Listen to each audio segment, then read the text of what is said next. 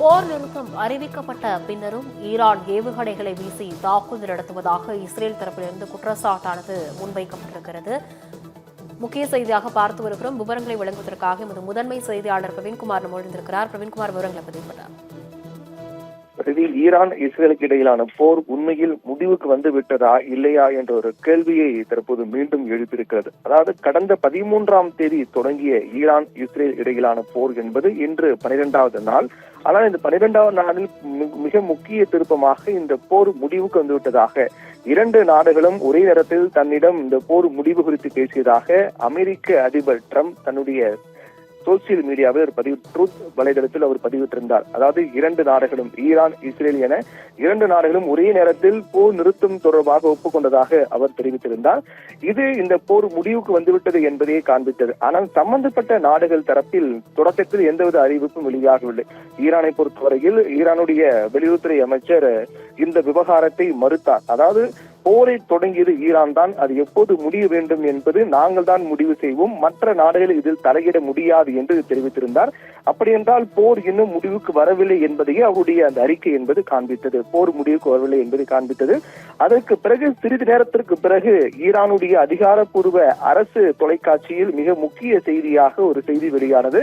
அந்த செய்தியில் இந்த போர் நிறுத்துவதற்கு ஈரான் சம்மதம் தெரிவித்துள்ளதாகவும், அதாவது இஸ்ரேல் தாக்குதலை நிறுத்தினால் ஈரான் நிறுத்துவதற்கு தயார் என்ற வகையில் இந்த போர் முடிவுக்கு வந்துவிட்டதாகவும் போரை நிறுத்த சம்மதம் தெரிவித்துவிட்டதாக ஈரான் இதற்கு உடன்பட்டு விட்டதாக ஈரானுடைய அரசு தொலைக்காட்சியில் செய்தி வெளியானது. அப்படி என்றால் ஈரான் அதிகாரப்பூர்வமாக இந்த போர் நிறுத்தத்துக்கு சம்மதம் தெரிவித்துவிட்டதாகவே அந்த செய்தி என்பது வெளியானது. அப்படி என்றால் போர் முடிவுக்கு வந்துவிட்டதாகவே உலக நாடுகள் தரப்பில் இதற்கு வரவேற்பு என்பது எழுந்தது. ஏனென்றால் அமெரிக்க அதிபர் அதற்கு பிறகும் கூட இந்த போர் நிறுத்த ஒப்பந்தத்தை இரண்டு நாடுகளும் முறையாக கடைபிடிக்க வேண்டும், இந்த போர் நிறுத்த ஒப்பந்தத்தை இரண்டு நாடுகளும் மீறக்கூடாது, அமைதியாக இருக்க வேண்டும் என்றெல்லாம் தெரிவித்திருந்தார். ஆனால் இஸ்ரேல் தரப்பில் அமெரிக்கா அறிவித்து விட்டாலே அதுக்கு இஸ்ரேல் உடன்பட்டு விட்டது என்றுதான் அர்த்தம். அதில் மாறுபட்ட கருத்து இல்லை. ஆனால் இஸ்ரேல் தரப்பில் அதிகாரப்பூர்வமாக எதுவும் தெரிவிக்காவிட்டாலும் கூட அமெரிக்க அதிபரின் இந்த அறிவிப்புக்கு ஈரான் சம்மதம் தெரிவித்த காரணத்தால் ஈரான் தரப்பில் தெரிவிக்கும் போது அமெரிக்கா கெஞ்சியதால் இந்த போர் நிறுத்தத்தை நாங்கள் ஏற்றுக்கொள்கின்றோம் என்று ஈரான் தரப்பில் தெரிவிக்கப்பட்டது. எது எப்படியாயினும் போர் முடிவுக்கு வந்துவிட்டதாகவே பார்க்கப்பட்டது. ஆனால் அதற்கு பிறகு மீண்டும் ஈரான் இஸ்ரேல் மீது தாக்க தொடங்கியிருக்கிறார்கள். இது இஸ்ரேல் அதிகாரப்பூர்வமாகவே தெரிவித்திருக்கிறது. ஈரான் மீண்டும் ஏவுகணை தாக்குதலை இஸ்ரேல் மீது தொடுத்திருக்கிறார்கள்.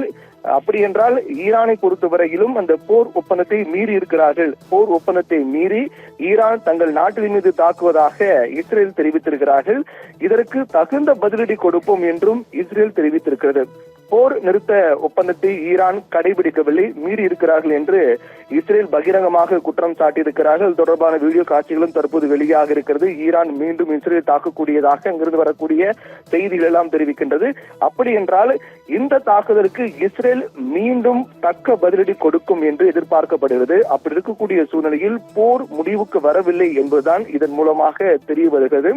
என்றால் ஏற்கனவே அமெரிக்க அதிபர் தெரிவிக்கும் போது கூட ஈரான் இஸ்ரேலை பொறுத்தவரையில் அவர்கள் தாக்குதல் நிறுத்திவிட்டால் அவருக்கு பதிலடி கொடுக்க வேண்டிய அவசியம் எங்களுக்கு இருக்காது, நாங்களும் போரை நிறுத்திவிடுவோம் என்று தெரிவித்திருந்தார்கள். ஆனால் அமெரிக்காவுடைய தலையீட்டுக்கு பிறகு குறிப்பாக கத்தார், அமீரகம் ஆகிய நாடுகளுக்கு அமெரிக்க அதிபர் ட்ரம்ப் நன்றி தெரிவித்திருந்தார். என்றால் இந்த விவகாரத்தில் அவர்கள் மத்தியஸ்தம் செய்து அதன் மூலமாக பேச்சுவார்த்தை மூலமாக சுமூக தீர்வு எட்டப்பட்டு போர் சமாதானமாகி தற்போது போர் முடிவு வந்துவிட்டதாக தெரிவிக்கப்பட்டது.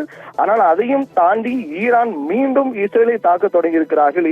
இஸ்ரேலுடைய சில இடங்களை குறிவைத்து ஈரான் ஏவுகணை தாக்குதலை நடத்தியிருக்கிறார்கள். இந்த ஏவுகணை தாக்குதலில் சில இடங்கள் சேதமாக இருப்பதாக இஸ்ரேல் தெரிவித்திருக்கிறார்கள். இதற்கு நாங்கள் தக்க பதிலடி கடுமையாக கொடுப்போம் என்று இஸ்ரேல் எச்சரிக்கை விடுத்திருக்கிறது. அப்படி என்றால் மீண்டும் இஸ்ரேல் ஈரானை தாக்க ஆயத்தமாகி வருகிறது. இப்படி மீண்டும் இஸ்ரேல் ஈரானை தாக்க தொடங்கினால் அதற்கு பிறகு ஈரானும் இன்னும் கடுமையான பதிலடி கொடுக்கும். அப்படி என்றால் உலக நாடுகள், ஒட்டுமொத்த நாடுகளும் எதிர்பார்த்திருந்த அந்த போர் நிறுத்தம் என்பது இன்னும் வரவில்லை, முடிவுக்கு வரவில்லை, போர் நிறுத்தம் என்பது இன்னும் நடக்கவில்லை என்பதையே இந்த நிகழ்வுகள் காண்பிக்கிறது. அதற்கும் இடையிலாக ஏதேனும் இஸ்ரேலுடைய அந்த எச்சரிக்கையும் தாண்டி ஈரான் மீண்டும் அந்த ஏவுகணை தாக்குதல் நிறுத்தினால் ஒருவேளை மீண்டும் சமாதானம் ஏற்பட வாய்ப்பு இருக்கிறது. ஆனால் ஈரானுடைய இந்த நடவடிக்கைக்கு தக்க பதிலடி கொடுக்கப்படும் என்று இஸ்ரேல் தெரிவித்த காரணத்தால் இஸ்ரேல் மீண்டும் ஈரானை தாக்க தொடங்கினால் அது போர் மீண்டும் அடுத்தடுத்த நாட்களை நோக்கி நகர்வதற்கான வாய்ப்பே அதிகமாக இருக்கிறது. இந்த போர் இன்னும் முடிவுக்கு வந்துவிட்டதா இல்லையா என்பது தெரியாத ஒரு குழப்ப நிலையில்தான் காணப்படுகிறது. பிரீதி, போர் நிறுத்தம் அறிவிக்கப்பட்ட பின்னரும் அத்துமீறி ஈரான் இஸ்ரேல் மீது தாக்குதல் நடத்தி வருவதாக இஸ்ரேல் தரப்பிலிருந்து குற்றச்சாட்டை முன்வைக்கப்பட்டிருக்கிறது. இந்த அத்துமீறிய தாக்குதலின் எதிரொலியாக டெஹ்ரான் அதிரும் வகையில் தாக்குதல் நடத்துவோம் என்று இஸ்ரேல் தரப்பிலிருந்து எச்சரிக்கை அடுத்து விடுக்கப்பட்டிருக்கிறது. முக்கிய செய்தியாக பார்த்த விவரங்களை முதன்மை செய்தியாளர் பிரவீன்குமார் வழங்கியதை கேட்டோம்.